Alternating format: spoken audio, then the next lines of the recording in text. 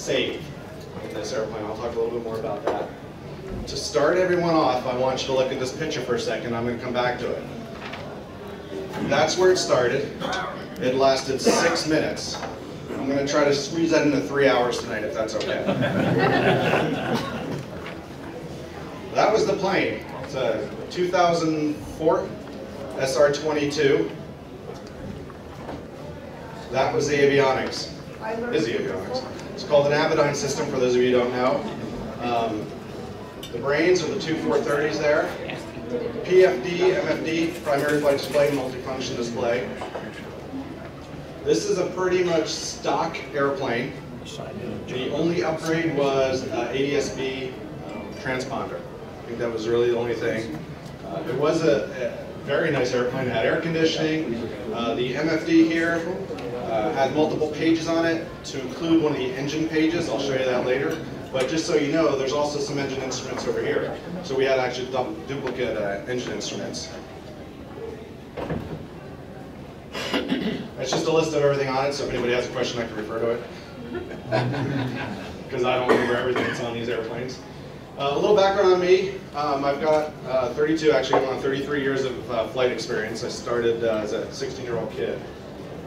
And then after that, when I realized my dad wasn't going to pay anything past private, I went into the military, had them pay for the rest of it. I flew mainly KC-135s my whole career. One of the last jobs I did before I retired was I was the director of operations and safety for all the aero clubs around the world. So I had 22 aero clubs, about 4,000 members. I don't even remember how many airplanes, a few hundred airplanes that I ran. So when I retired, instead of going to the airlines, not because they weren't hiring, okay, yeah, they weren't hiring, but I found this job. One of the things that the air clubs did for me that was nice was I got to become a Cirrus standardized instructor pilot. Cirrus is really good on training their instructors, training their pilots. We don't just give the keys to anybody. There is a whole formal program to go through. An example would be if somebody just was an instrument-rated pilot and they came to the Cirrus and they bought one, it's going to take probably at least 12 hours of training before we sign you off as an instrument-rated pilot in Cirrus. There's a lot of ground, there's a lot of standardization that goes with that. So the instructors actually go through some training that's, of course, above and beyond that. And we have to get certified every year by Cirrus, by the factory, to keep teaching it.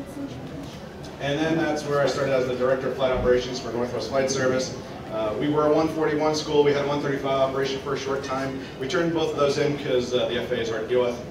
And now we're just doing mostly Part 61. Robert knows, he's here, I know that. He's a good guy now. And so we've been in business for going on 6 years about, since I retired in 2012.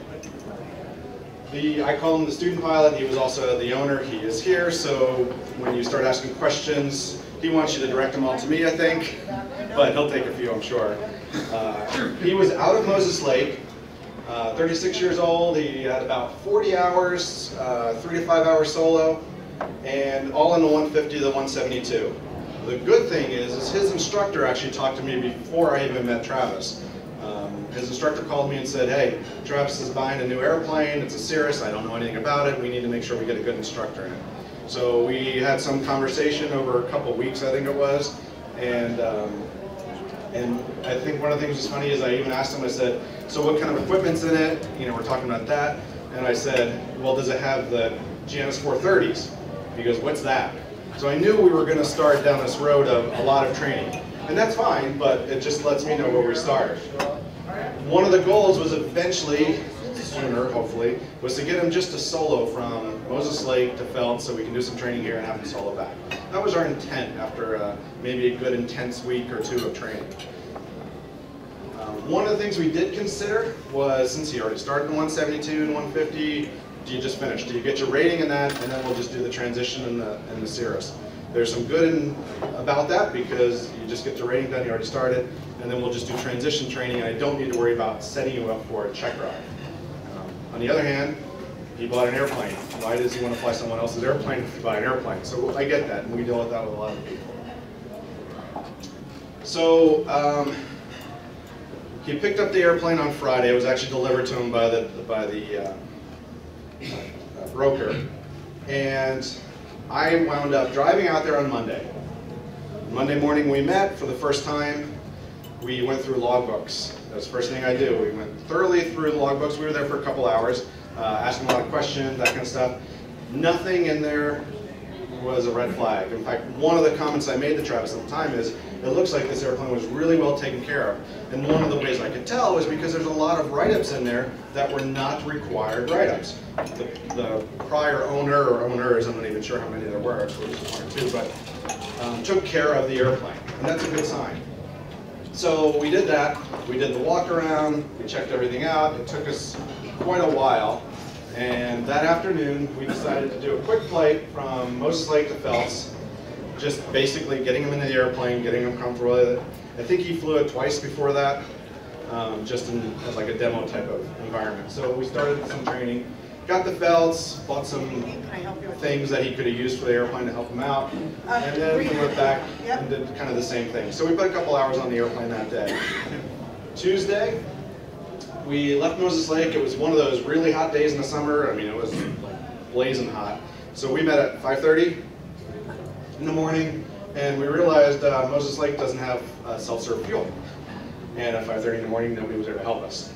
So we did a quick hop over to Wilbur, got some fuel, good training, met with some of the guys there who were doing the agriculture flying and stuff. So got some fuel, and then from there we went all the way over Spokane, over Coeur d'Alene, up the valley to Bonners Ferry, did a touch and go, and then back to Phelps Field for a 3.2 sortie. A lot of it's just getting him used to the airplane. We're really concentrating on too much stuff. It's getting familiar with the airplane. Airplane flew great. We had lunch, and we were discussing at the cafe what should we do next. And he wanted to go to Marysville for McCall for because you have business down there, you said. So I thought it was a beautiful, beautiful day. The picture you saw before was about the day it was. There was no clouds in the sky. And so we said, let's go to McCall. That was our route of flight. And I actually picked these 2 points to verify because those were all for our data. That's why those are there. So we just got airborne and flew all the way down almost to there. To blow it up a little bit, this is Grangeville right here. And this is Salt Creek Airport right there. That point right there is when everything changed. Backing up a little bit, you could see this is where we're entering the mountains. And if anyone knows this little area down here, it's the very beginning of Hell's Canyon. So we're flying over some pretty steep mountains. So as a good instructor pilot, what do I do when you're flying over mountains in a single engine airplane? Where are you going to land? Where are you going to land, right? We started talking about engine failures, right? So we brought up the engine failure checklist on the MFD. We didn't touch anything. We're just talking. He's running through the checklist. We're talking about places to go, how to use the parachute, all that kind of stuff. And pretty much all of a sudden, the plane starts shaking. His first comment, I think, was, did this just turn real? My first comment was, oh, did this just turn real? Within probably a couple of seconds, and we were on flight following, by the way, so we're talking, within a couple of seconds, we were already declaring an emergency and going towards the area that we were talking about where to go to if we have an engine failure. So right about there is where we started our turn. I'll get to some more detail on that. This was out our window. I showed you this before. This right here is Hell's Canyon, and that's the Snake River, for those of you who fly down that way. This on this side is the Salmon River. If you look out our left window a little bit here, this is out the left now, you can see there's a little bit wider space down on that valley than the one we were in. So that was our intent, was get to that valley. As soon as we had, let me go back to this. As soon as we had our first indication, we made the bid, and we got assistance from ATC. The one good thing, while Travis was relatively inexperienced, he was very comfortable on the radios. And he was making all the radio calls the whole way down. I don't even think I got on the radio one time. I helped you with one of the calls, but I think you got them all the way down. We made the bid, and they said there's an airport, I think they said 1 at 7, it doesn't matter. to your left. So we started making that bid, and at that point I was actually going into the 430s to go to the nearest page so I can get some information. The nice thing about that is, not only do I know where it is, I also can find out the altitude and other information about the airport. Now, I will admit, when the first vibration started, my first reaction to that was, it's not that bad. I'm not sure that was his reaction, but I've been through enough in my life that it wasn't that bad. And I initially thought we lost a cylinder. Because if you've ever started a big bore, you know, it's a 550, it's an IO 550, if you ever started that engine and a cylinder doesn't fire, it vibrates for a little bit until it fires. It's exactly what it felt like to me. So part of my first thought actually was, we got 5 more, we can make it the rest of the way. So, you know, in my brain, I'm thinking that, and I don't think I verbalized that at all, but you start to realize what your brain's doing in this kind of environment. That said, because I didn't know, we still wanted to make the bid towards at least something flatter. That was my intent the whole time. We got the data, and I told you it lasted 6 minutes. This is from ATC. This first part was straight and level, and on here, if you can read it in the back, I'm not sure, but it tells us, you know, basically direction, speed, altitude, and then this last column is vertical speed. You can see it's pretty flat and normal. That's where we made our first turn. That's where I know the problem started, because we did turn immediately. The rest of it is us going down and getting towards the runway, or the field, or whatever you want to call it at this point.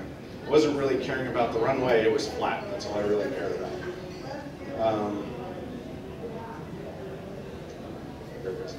This is actually a video, not a video, but all those data points played out. So you can see there's our straight line. We made the bid, there's the airport. During this whole maneuver, it's basically downwind pace and going on the final, trying to get there. My goal was to be above this area at about 2,000 feet or higher. Why 2,000 feet? Because that's what Cirrus recommends you pull the parachute at. It is, in this airplane, it's actually available at 500 feet. So you can pull as low as 500 feet, but that's usually on the climb out, so at least you have some upward vector. On the descent, or at that point, you want to pull at 5,000 feet. Normally, you want to pull it as high as possible. This is not Kansas, or Moses Lake for that matter, right? If I was over a place like that, we could pull it at we were at 9,600 feet, I never said that, sorry, 9,500 feet. MSL. If I pull it that high, it just gives me time to relax, to talk to ATC, and I can float down to a flat environment. In this case, that's not what I wanted to do. I wanted to make sure I found the flat environment before we pulled. This is our EGTs. Those are our 6 EGTs, and this is about 30 minutes of flight. No big deal, right? Everything's very smooth. Everything's working as it's supposed to. And that's what we're experiencing while we're talking about an engine failure. Nothing changed. That's what happened as soon as something changed. That first one is number 4. It dropped off and totally just went away. And that was the vibration we got initially. Later on, you can see, and this is, like I said, this is about 6 minutes, we lost number 2, and it came back. Weird. And then we lost number 6, and it went away. And then later on, we lost number 2 totally, and then the other 3. 2, 4, and 6, for those of you who don't know, are all on the same side of the engine. I'll be honest with you, and I'll probably say this again later, one of the hardest things about this whole incident was that the engine just didn't quit.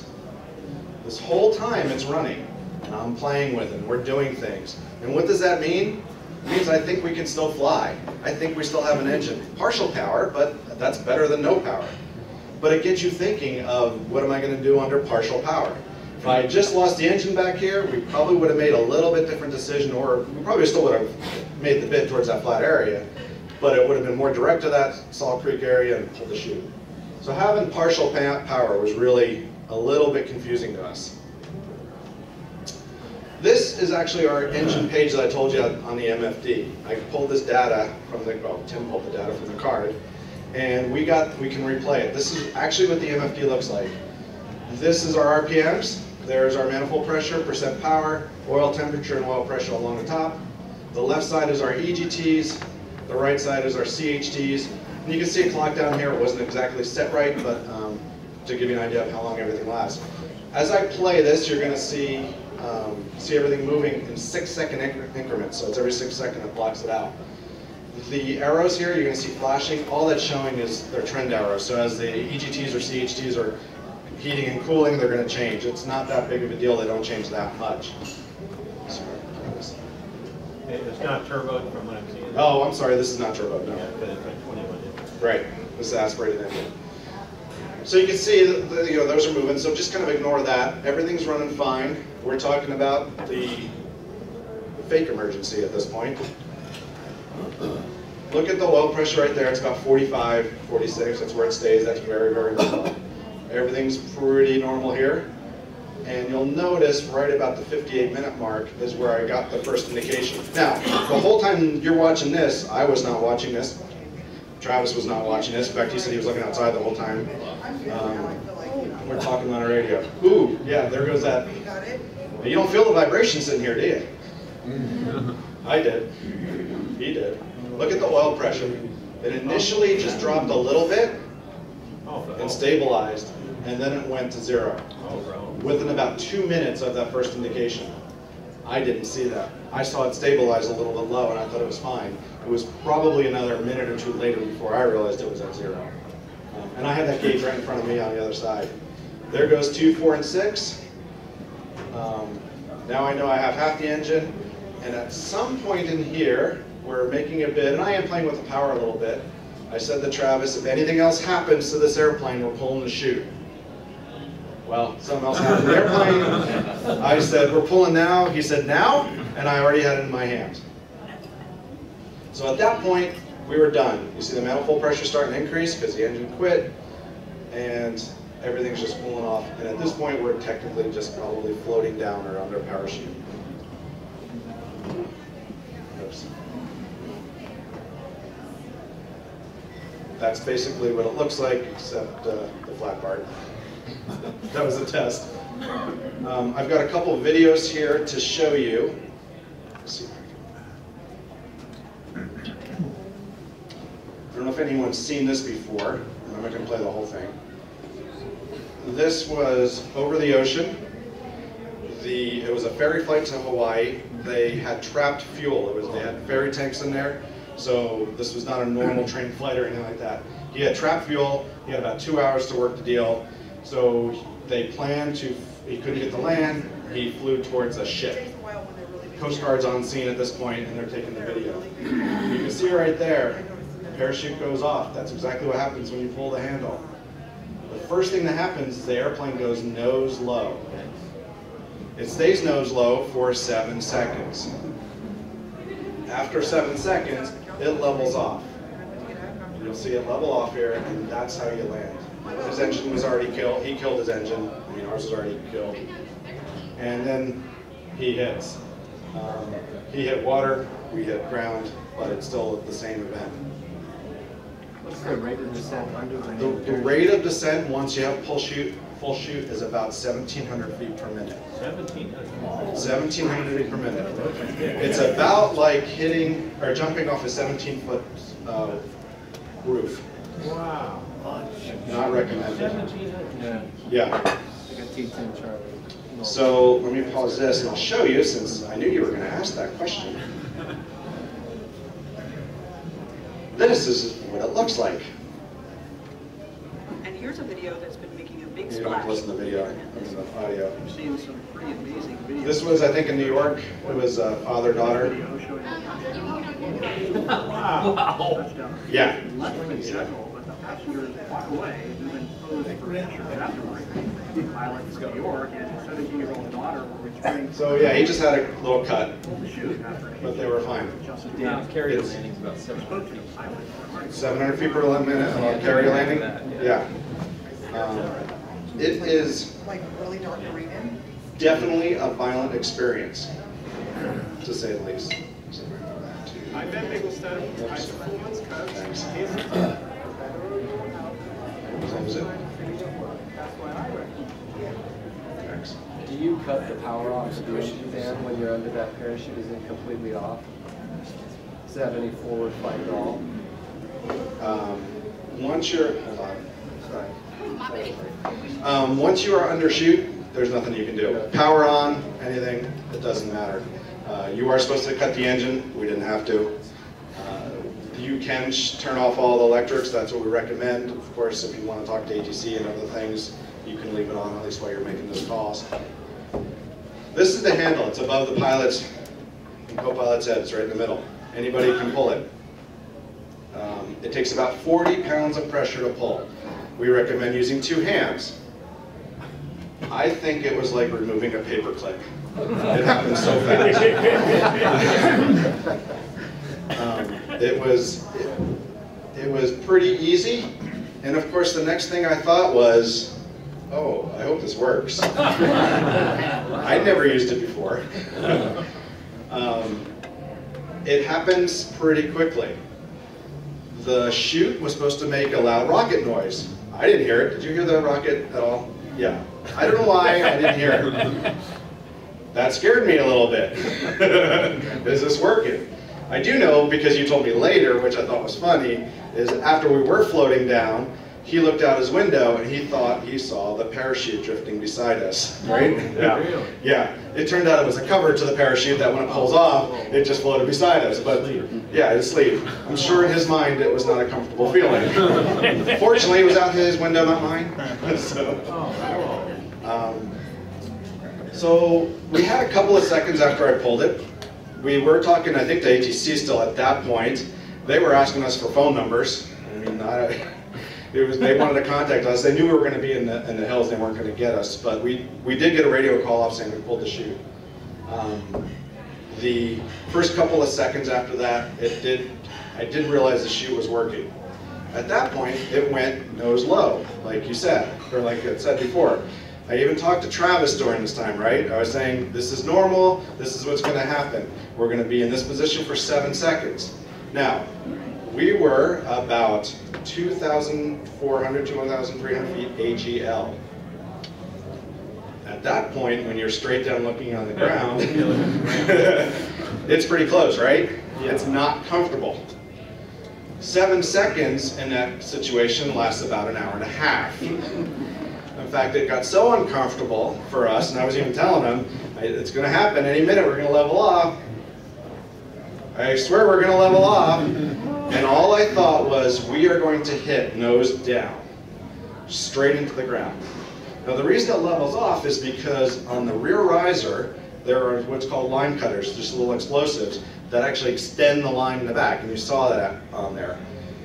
His parachute and his line cutters had been replaced, because it's every couple of years you're supposed to replace those. So of course I'm going, I hope they replaced them with the right ones, because it's not working in my opinion.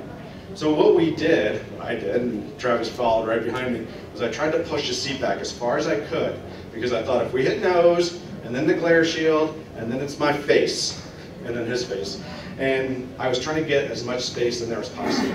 So we pushed. It took us a couple of tries, but we got the seats all the way back, because you can remember we're going straight uphill now at this point. So we got the seats all the way back. As soon as that happened, we leveled off. Now, what were we looking at when we were going straight down? First thing I saw was the river. The next thing was a house. Next thing was trees. And then I'm like, oh, this is not going to be fun. We leveled off, and then of course at that point you're looking straight out, and all I see is trees coming up. And we were level for probably about 20 seconds. I mean, it's hard to tell. But we were probably level for 20 seconds. When I saw those trees coming up, I remember puckering pretty good, because I thought we were going to hit the trees. Fortunately, we did not. This is that area you saw that we made the downwind and final. This is the airport right there. This is Where's Riggins? Where's Riggins relative? That's right. North of Riggins. North of Riggins? That's called Slate Creek. Yeah, this is Slate Creek right there. Grangeville would be behind us at this point, looking at this way. So we're facing south. We're going down the Sound River. This is about where we touched down in this little area. I will admit, and I don't know if Travis and I talked about this or not, while flying, I'm not sure if I looked at that and thought that was the airport. I don't know. But when we lost the engine, we were right here. Now, the other thing that happened is we were making this last corner and turn.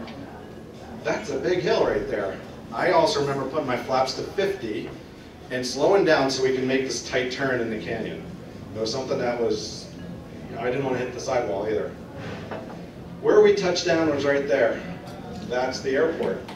It's about 1.5 miles away. We pulled the parachute, like I said, at about 2,200 feet. Anybody here wants to do the math, you could easily glide from there, past there at 2,200 feet. In almost any airplane, especially ours. So reaching the runway was not an issue. Now, you can tell here, I don't even know which direction the runway's in, it's just a field. I was never, ever planning on touching down on the runway. It never occurred to me to land on the runway. In this airplane, we pull the parachute. Why do we pull the parachute? Because I'm here telling you why.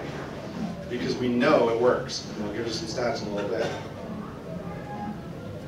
This is what it looked like after we landed. Doesn't look too bad, does it? The one thing you'll see is behind us is the river. There's the hills. There's a house. There's all those trees. Here's the other side. More trees, fence. There's a road up there. Someone pointed out right there, there's a 6'9" Impala. We missed that. The parachute is right there, so it went up and over the trees and landed there. If you can think this one is the best, you can kind of tell we're on a slight uphill. So after we pulled the chute, we had a little bit of a tailwind, not enough to weather bank, so we kept going forward, a little bit of forward momentum. Probably not a lot, but enough. When we touched, because we hit down and forward, we had a pretty good jolt. Everything went flying. It was, I mean, I'll use the word violent. It was violent. Glasses, headsets, kneeboards, everything went flying. We did one really good bounce, and you can see, oops, there's probably about where the first bounce was, because that's the nose gear. Oh, wow. So we bounced, and you saw it on the other one. It kind of bounced and shifted to the right a little bit. The main stayed intact. Mains are designed to stay intact.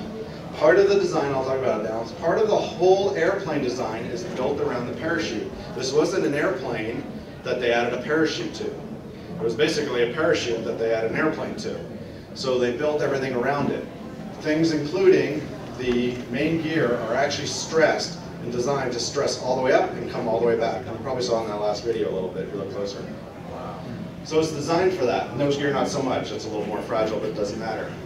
Some other things in the seat cushion, it's a piece about this big. It's a honeycomb design that allows your back to sustain a downward pressure and support it without crushing it.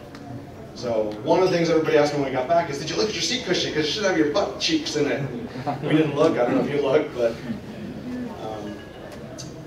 after that, you could probably use a beer. yeah, thank you.